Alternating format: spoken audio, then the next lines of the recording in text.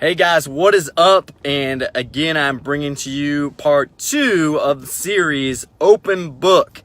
And part of this reason why I've started this series, I've had a lot of people ask me just to open up about and be transparent just about the process of real estate. And if you're in the process of buying, selling a house or anything like that, this is what it's for. It's to open up, it's to be transparent with you and be real. And I've actually tagged a lot of my past clients on this one to basically share it with their friends, because I believe this is the number one thing when you are looking at buying or selling your home that you need to be aware of. And that thing is trust.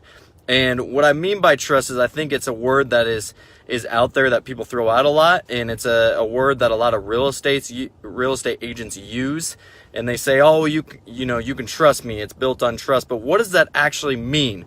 And so I want to take this time right now to actually talk to you about that and how important it is for me and what you need to be looking for if you're someone that's thinking about buying or selling a house in your real estate agent. So with no further ado, let's get into this. Let's be real. Let's be authentic. Let's be transparent. That's what we're going to do here. So trust. What do I mean by that? Well, the first thing for me is I do everything out of integrity. And so I want to walk in integrity. I want to do things in integrity.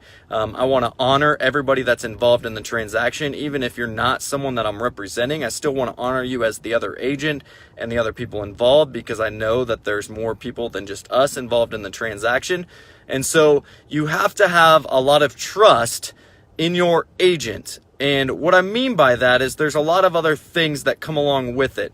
What does your agent stay involved with? Is he a trustworthy person in the workplace? Is he a trustworthy person in the community? Do other people know this real estate agent or this person that you're working with? What do they have to say about them? What are the reviews saying? What are the things that keep coming back up in those reviews or those conversations with people about their experience or what they've seen with this person? So as you're thinking about, can I trust this agent? That's the number one thing that you want to be able to do throughout that transaction. A lot of times agents get referred to us, right? And people get referred to us on all sorts of levels from different things.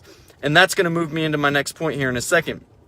But a lot of times I think we just go off of what somebody says, like their closest friend or a family member, and we don't do the investigation ourselves. So that's my challenge to you guys. First is investigate a little bit.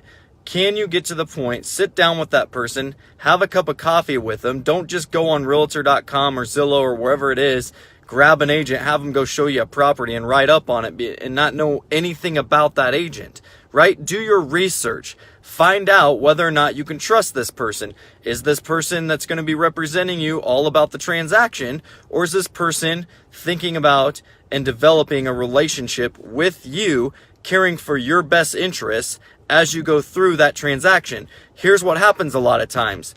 People get involved, right? They go and click on something because we live in a society where we want things now, right? So we see a house, we click on it. We don't care who goes and shows us that property, and then we want to write on it. Well, we don't think about or investigate or do our research to get the right agent that we can trust, right? So you get involved in this transaction. I've heard the horror stories where people go, how'd the house buying process go? Oh, well, actually it was horrible. We couldn't even trust our realtor. I'm like, what? What do you mean? Well, they did this, and that, and next time we're going to use you. Well, there shouldn't be a next time, right? There should be the person that you know you can trust that's going to look out for your best interest as you move forward, right? And it's not going to be about a transaction for them. So again, that's one thing that you want to think about as you go through that process too, is finding out, is this person going to have my best interests in mind as we go about and we look at properties and we write up on properties, right? And then how about when we get into the transaction? What if there's things that aren't going to get fixed by the seller on the inspection? You know, is he going to be someone that you can trust to walk you through that and say, well, typically that comes back on a lot of inspections and, you know, this is normal.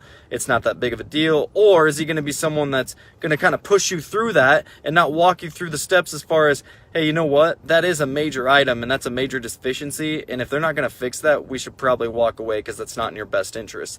You want somebody that you can trust. We all want somebody that we can trust. So again, I'm being that open book and I'm letting you know that this is the thing that you need to look out for the most when you're going to look at buying and selling a house. Now, the reason why I tagged my people in this is because I want them to feel free to comment below about their experience or whatever it was with me, so that you're not hearing it just from me. And so if they'd be so kind to make a comment below and talk about that experience, that'd be great. But if they don't, that's fine too. I still love you guys, and I appreciate you listening to this video and walking it through and helping other people out. So as I talked about earlier, so I'll get to that in a minute, which I'm getting to now, is resources. You know, I have many clients that know that I am in it for the relationship and I am in it for the friendship, and it goes well beyond the transaction and well beyond the sale when it's over and the closing and all that stuff. I want to be a resource for you. And so do you have someone that you can trust to go to and be a resource for all of your other needs? For example, I had a client this morning that texted me and she goes, "Hey, do you know somebody in eye care that I can go see? I need to get in ASAP." Well, I texted her the doctor that I go see and the doctor that I trust, right? That I do business with and that takes care of my family. I said, "Hey, here's the doctor. Here's her information. Give her a call. She's awesome. She's amazing." Again, trustworthy resource, right? So obviously that applies to us in real estate as it comes to plumbers and drywallers and remodelers and people that do decks and all those other things.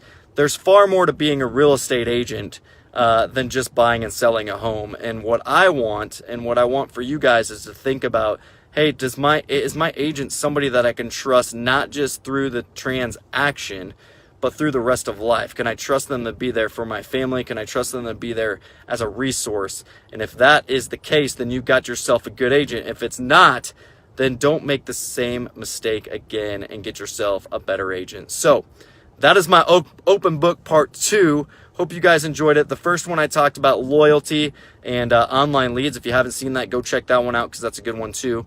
And again, as always, love you guys. Feel free to make comments. I look forward to engaging with you guys and talking to you soon. If you have any questions whatsoever about any of these things or have topics that you want me to cover as well. So thanks again, guys. Love you. Have a good day. Bye.